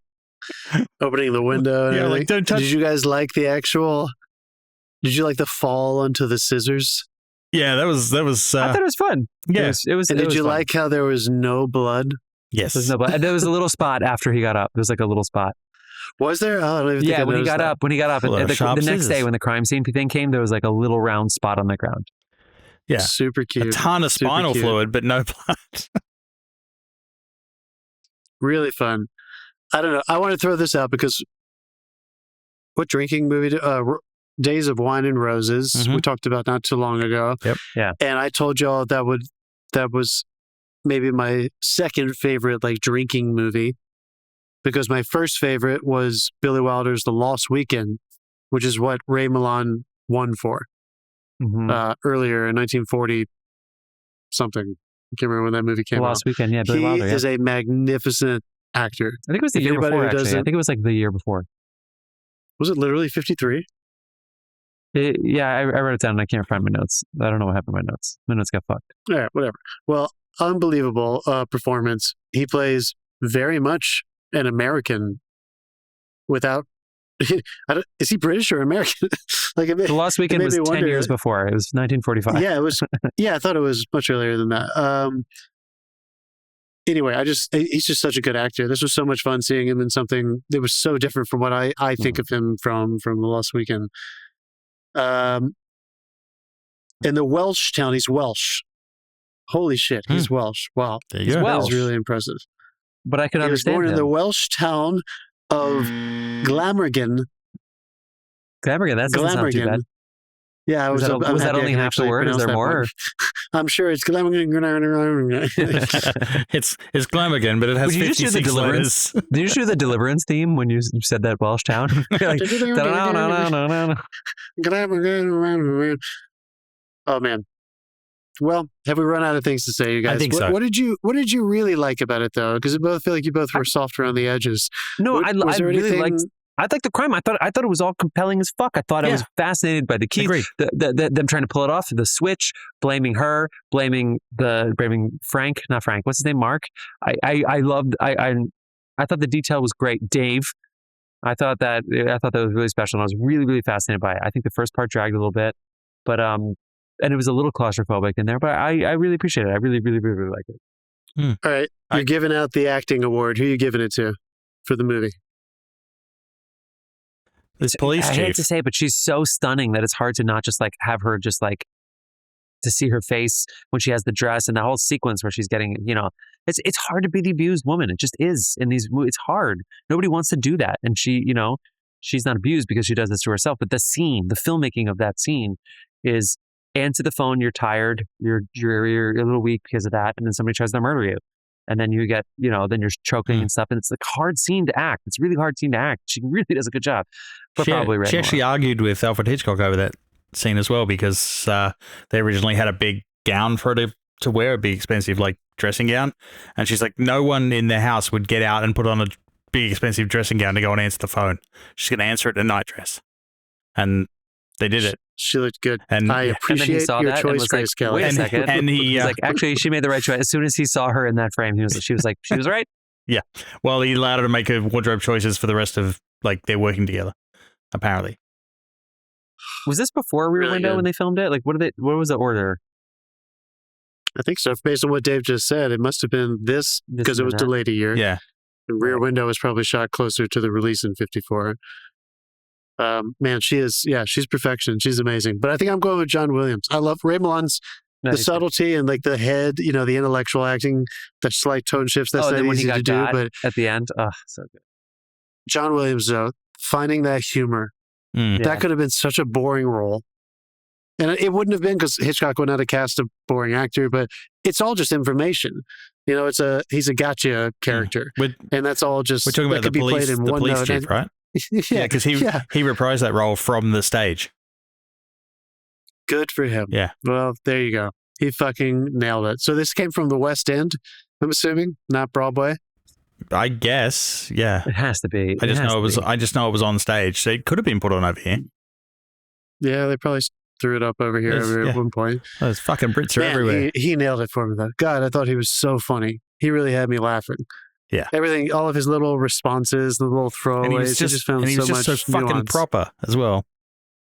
The civility. Yeah. That's what I'm talking about. The rules, the manners, the parlor kind of mystery. I get such a kick out of that shit. Yeah. So many of these scenes and beats would not occur in America. Yeah. Well, they just wouldn't have occurred. He gets caught, he congratulates and pours everyone a drink. Like... the play actually fucking played. Yeah. Sorry. Yeah. You go first, and then I'll tell you when the play was. No, I'm done. I was going to make a joke. The play actually. The play premiered in 1952 on BBC television before being performed on stage the same year, 1952, in the London's West End in June, and then it made it to Broadway that October in 1952. So that's pretty quick. That's pretty quick. That is pretty fast, especially at that time period. Well, I really enjoyed this. We've played this game, I think, every single time we do a Hitchcock. So now let's just play it one more time. So where does this rank for you in the Hitchcocks you've seen? Can you throw it in your list? Because I don't think any of us have seen all his movies. No, but I think we've all seen his big famous ones. Yeah. Is this anywhere in there? Dave? It'd be in the bottom somewhere. This is probably bottom. Not. Yeah. In the bottom of the list of stuff I've seen, because not right at the bottom, but I feel like this one is entertaining in its own way, but it is you can't put it up there with Psycho or The Birds. Yeah, I feel like the later movies mostly because of that lack of scope. Yeah, that Jeff was talking about. I think so. I think like Psycho, Rear Window, and Rear Vertigo really are the peak, you know what I mean? And even The Birds, which you filmed at the end, doesn't quite live up to those. But then there's this whole mid-tier. I love Spellbound, and even Notorious, which I had seen at some point, and Suspicion. Like, I feel like this is in that next tier. So it's probably in it could be in the 6 to 10, but if I saw them all, it might actually go down to 10 to 15. But as of right now, I'll put it somewhere between like 7 and 10. Just because there's other 3 or 4, like especially the ones from 1954 to 1960. I mean, Vertigo, Planet West, Rear Window, Psycho are all within like 5 or 6 years. That's unbelievable. Yeah. Yeah. He cracked the formula at some point and just kept going. I mean, 20 years after 39 Steps, he got better. It's weird. Like, you know. Anyway. It's also money, too. I think the scope and budgets were so much larger for those movies. Maybe you didn't need a lot of money for this one, you know, but I guess you're right. I'm not saying that makes a better movie. His craft did improve, too, but it is I like fun Bob Dylan's watching folk songs better than the electric songs, you know? I don't actually know, so I'm asking, when was Rope in relation to this? Rope was 1948. Okay. Wow, you just pulled that right out. John, what about you? Where does it rank for you? I'm looking at the list, and the first Strangers on a Train was 1951. Yeah. Wait, no, I lied. The second one. Wait, is that the remake or To Catch a Thief? A lot of strangers on the train. It's The Man Who Knew Too Much. That's the one he remade again. So To Catch a Thief, you know, that's not too far away from this. Yeah, that's 55. And it's Grace Kelly again. 51. So she did 3 in a row? Yeah. And To Catch a Thief, that's another previous episode of us. I should have said that. We did that one? I don't think we did that one. Shit. Which one did we do? Which one did we do? Which is the other Cary Grant one we did? North, right? Was it? North by Northwest. Oh, fuck. I guess I watched Not Suspicion. That is To Catch a Thief, isn't it? To Catch a Thief, he's a jewel thief. Cary Grant a retired jewel thief sets out to prove innocence. Yeah. Yeah, but it's like the Kurosawas, where you're The Man Who Knew Too Much is the third one that Grace Kelly did with him, right? So she did four. She did Dial M, Rear Window, To Catch a Thief, and The Man Who Knew Too Much. Isn't that her? That's not her. Not The Man Who Knew Too Much. All right. I don't think anyone wants to listen to us look stuff up on the internet. So let's. Should we move on? But wait. We have to say. The last thing. This is the guy who plays Swan, Anthony Dawson. Do it yourself, you lazy buggers. Was the villain of Dr. No, the first James Bond movie, and he was another Bond villain later. So if you go to Anthony Dawson, if you go to his credits, Dial M for Murder is number 1, and then number 2 is Dr. No. He plays Professor Dent, and number 3 is From Russia to Love, where he plays Ernst Blofeld. He plays 2 different Bond villains. No, it's a different villain. It's the same actor, different villain. So and then funny. Ernst Blofeld comes out in another movie. But yeah. Wow, that's awesome. Can you imagine that? Or you see Swan, you're like, villain. So here he is in this movie, blackmailed into murdering somebody or trying. And then he was so good in that scene. His scene alone is kind of what I was talking about earlier. Within America, there would have been that scene would never have happened. He would have been like, "What the fuck did you just say to me?" It would have been over so soon, where he would have realized something was up. It would have been a dramatic exit. That's very interesting. You know what he would have been great as? Maybe. I feel like he would have been great as the Doctor in Doctor Who. Oh, sure, yeah. Sure. All right, good stuff. Dave, you get your wish. Done. We're wrapping this up. I would have saw him as more of the master, but yeah. Okay. We're going to spin the wheel and then do what you've been watching. So let's spin it. All right. Let's see what year we're doing next year. Here we go. Next week. Do you want to guess or should I just push the button? 1997. 2011. 1, 9. 9 or 6? 6. 1964. 10 years later. Go to the 60s. All right, let's do it. All right. I think we've done this before. We'll Google it on our own time. But first, we're going to go through what you've been watching. Then we're going to tell you at the end of this episode what we're doing next week. So let's keep it moving. Dave, I'd like to start with you. What you've been watching? Well, I haven't had time to watch many movies and stuff because I was busy. One of the screenings I did this week, I remember at the beginning we were talking about sitcoms, and it's the new sitcom Mid-Century Modern on Hulu. It's just it's a 3-camera gig with Matt Bomer and Nathan Lane. They didn't like the comparison in the Q&A, but it's basically the Golden Girls, but it's 3 gay guys. They didn't like the comparison. And it's Mid-Century Modern. Mid-Century Modern. And I enjoyed the 2 episodes, so I brought it home and I put it on for Therese. Pissed herself laughing. She's hooked on the show. She loves it. Wait, I missed Nathan Lane, Matt Bomer, and who? Nathan Lane, Matt Bomer, and I cannot remember the third guy's name. Okay. But they're all awesome. No It shit. is Nathan Lane. I think it's Titus Burgess? No. No. What is that guy's name? Hold on. I'm almost there. Nathan Lee Graham. Yep. There's one episode like where they all get COVID and they're stuck in the house. It's quite funny. But yeah, you might know Nathan Lee Graham as Will Ferrell's assistant in Zoolander. You know that gay black assistant that he has? Yeah. It's that guy. Yeah. Okay, cool. They nail it. It's great. And they live with Nathan Lane's mother as well. She owns the house. Or no, I think yeah. Yeah, Linda Lavin. Yeah. Linda Lavin, yes. That's so good. It's so good. All right. Anything else, Dave? That's it. John? All right. I've been watching White Lotus. Let's go. Love it. The Pit. I started that also. So emotional. Did you watch the GSW episode? I'm 2 episodes in. Awesome. Did you watch the I'm totally caught up. John, did you watch the GSW episode? I don't know what that is, but I'm going to. Yeah. I'm totally caught up. Really great. I'm loving it. God, it's good. And watched for the first time Smile 2. I'd not seen the sequel, and I was disappointed I missed it in the theaters. I haven't got the guts to watch that yet. Yeah, you're going to be scared, Dave. It's it's worth watching. I really respect how different the story is. The same exact story, so it's a horror movie sequel for sure. But speaking of scope, he takes it to such a different place, a different kind of character. He basically puts the curse on a giant pop star. And that just adds a whole weird, interesting element to it of somebody that's that exposed. And as that scene, he brings that element into it in an interesting way with a really fucked up climax. Because they fucked as well, because they're like, oh yeah, they're just acting crazy. Yeah, and he plays on that shit too. Anyway, it was good. It was scary. And the same guy who does the music for White Lotus does the music for the Smile movies. If anybody cares about that. So that's always fun. Yeah, I love him.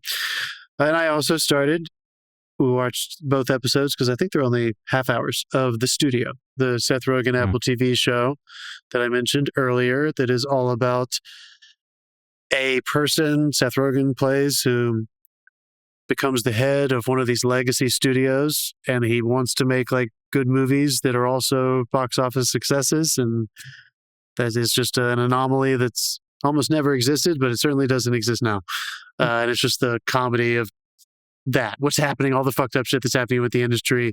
It is set in modern day, exactly what's happening right now with the guy who wants to be Bob Evans. So it's so far pretty humorous. Only 2 episodes out. Not sure when they drop, but that's what I'm watching. Jeff? Hold on, just before we go to Jeff, did you guys see the trailer for the new Final Destination movie drop this week? And they've done something really fucking interesting with it. I have not seen the trailer, but I've been expecting it for a It's all AI. No, it's an older woman, and she's been surviving the situation. Like, she had the experience 20 years ago, and she beat it, and she's surviving. But now it's coming after her whole fucking family because none of those kids are supposed to exist. So these poor bastards didn't even get, weren't even part of the original event, and they're fucked. How did they make it through 20 years? How did she make it through 20 years? Yeah, well, you can beat it. She's like 42 years old. I don't think old woman. No, she's in her 50s or something. But she is it somebody from the original series? I don't know. I can't. I didn't go that far into it, but I can tell you, that's a very different take on what they used to do. Sure, and it really opens it up. Anyway, Final Jeff, go on. Destination. We Bloodlines. all watched the PTA trailer this week. I'm very excited to see his thriller. Oh yeah, I do not believe this main woman was in the original series. That's okay. And it's also the final performance, I think, of Tony Todd. Tony Todd. Yeah. Sorry, I don't know who that is. Candyman. Oh yeah.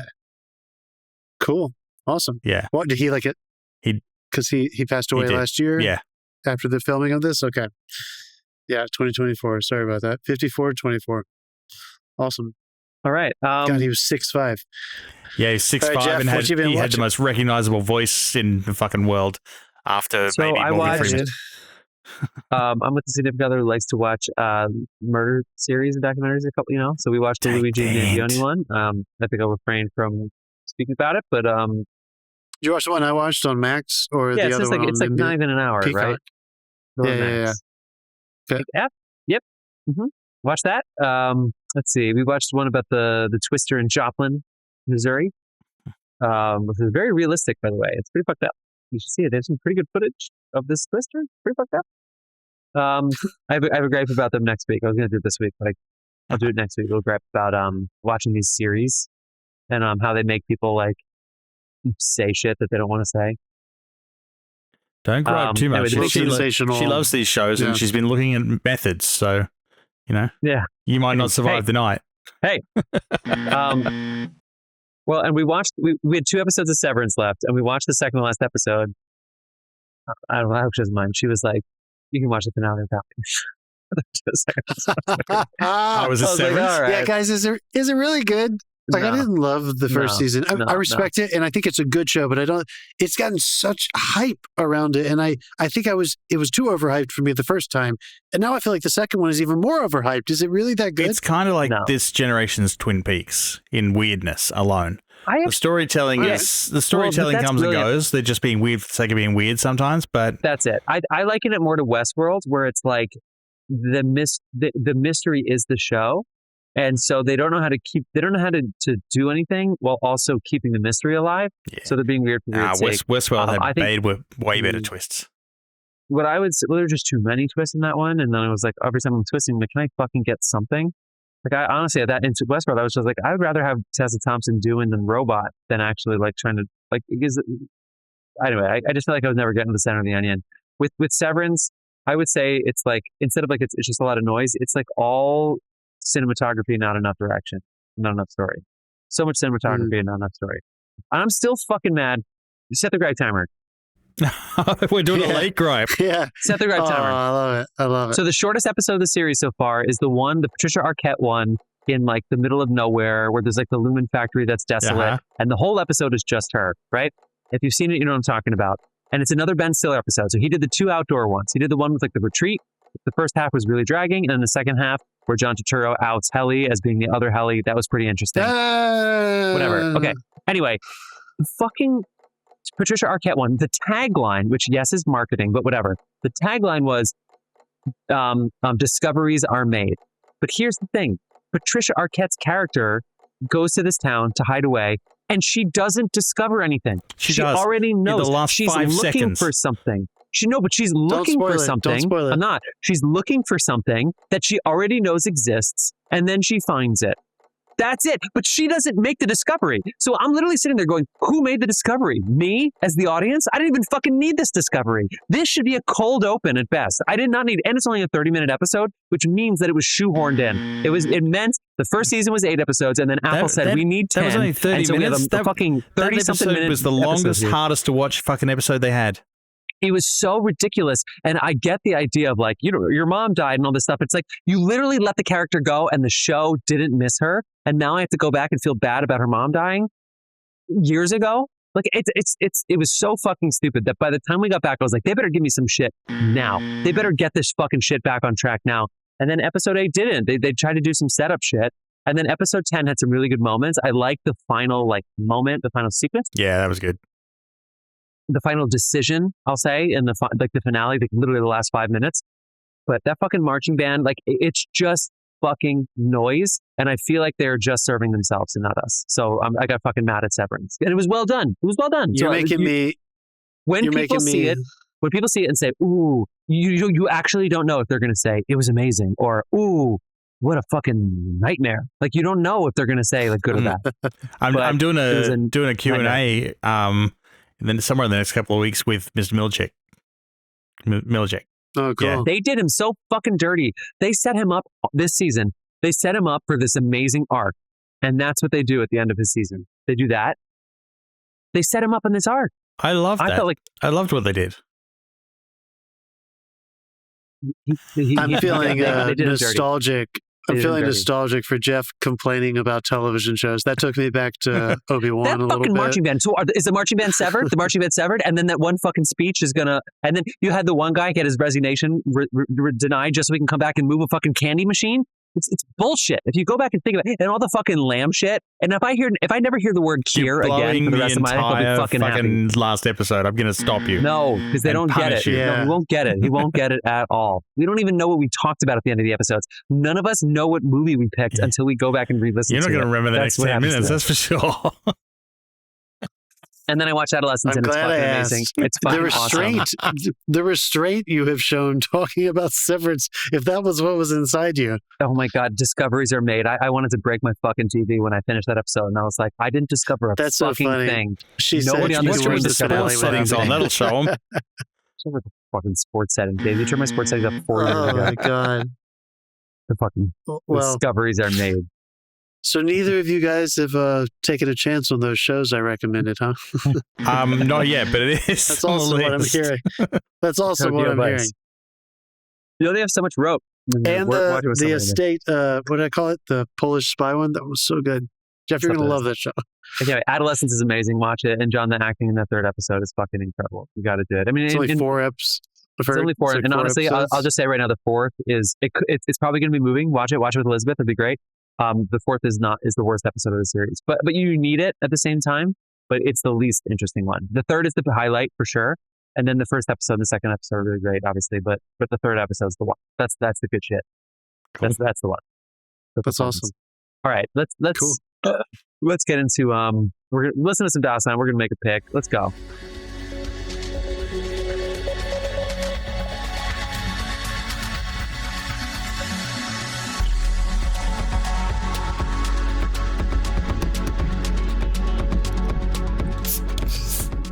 Okay, and we're back. We're back. And we're back, baby. We are so excited to be doing. John was like, you know what? I just have been dying to do some more John Frankenheimers. And so here we are. We're doing next week a 1964 film, The Train. Choo choo. With an incredible cast. Brandon Say is going to be the first person to watch this movie from this point on. And next week, I'm going to have to remember what we decided. Don't worry. I can't wait. Just get him to text you. He'll tell you. I love it. Oh, yeah, I should. Oh, my gosh. All right. Well, we're talking about some Hitchcock with you fellas. Next week, we're talking about some Frankenheimer. Until then, be safe there, film fans. Peace.